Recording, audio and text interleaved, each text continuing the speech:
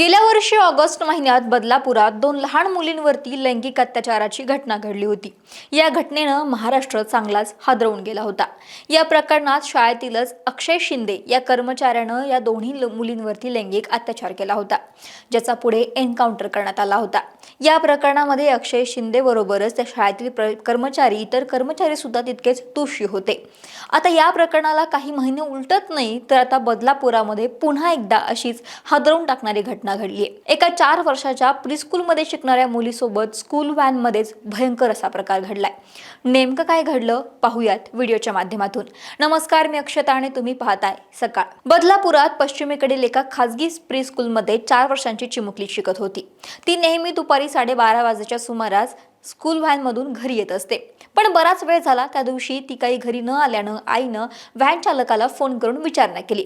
त्यानंतर साधारणतः 1.5 तासानंतर चिमुकली घरी आली, पण ती अत्यंत भेदरलेल्या अवस्थेमध्ये होती। व्हॅन मधून बाहेर पडत येत असतानाच ती रडत आली होती। तिच्या आईनं तिला विचारलं तेव्हा तिनं आरोपीनं गुप्तांगाला हात लावल्याचं सांगितलं। त्यानंतर चिमुकलीच्या पालकांनी लगेच शाळेमध्ये धाव घेतली।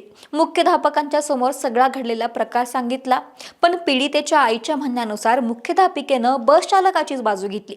जेव्हा त्या व्हॅन चालकाला मुख्याध्यापकांच्या केबिनमध्ये बोलवलं गेलं आणि त्याने तिथे एंट्री मारली तेव्हा ती 4 वर्षांची मुलगी घाबरून आपल्या आईच्या मागे लपून बसली।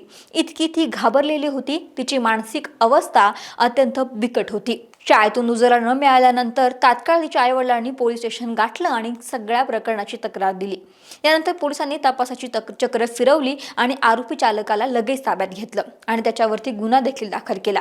रात्रीच्या सुमारास फॉरेन्सिक टीमनं पोलीस स्टेशनमध्ये दाखल झाली आणि व्हॅनची तपासणी करण्यात आली। त्यानंतर आरोपी व्हॅन चालकाला वैद्यकीय चाचणीसाठी नेण्यात देखील आलं। या घटनेनं संतापाची लाट उसळली असून बदलापुरात पुन्हा एकदा वातावरण तापल्याचं पाहायला मिळतंय। बदलापुरामध्ये झालेल्या याही घटनेमध्ये लैंगिक अत्याचार प्रकरणामध्ये शाळा प्रशासनाने पडदा टाकण्याचा प्रयत्न केला होता। काही महिन्यांपूर्वी घडलेला प्रकार याही वेळी सुद्धा घडला।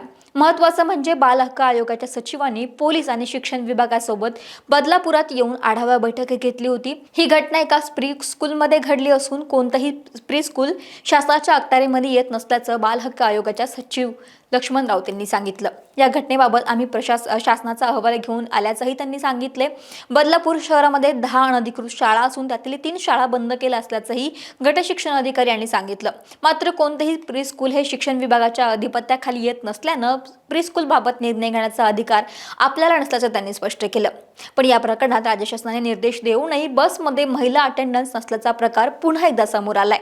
हा गैरजबाबदारपणा म्हणायचा का आणखीन काही हे अनुत्तरितच आहे। त्यामुळे आता बस चालकासह शाळेवरतीही कठोर कारवाईची मागणी होते आणि झालीच पाहिजे। आता या प्री स्कूल मधील विद्यार्थ्यांच्या सुरक्षेबाबत शासन काय निर्णय घेते आणि या आरोपीला कोणत्या प्रकारची कडक कारवाई होते हे पाहणं देखील तितकंच महत्त्वाचं असेल।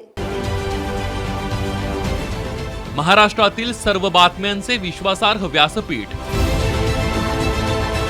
सकाळच्या सर्व सोशल मीडिया प्लॅटफॉर्मला लाईक, फॉलो आणि सबस्क्राईब करा।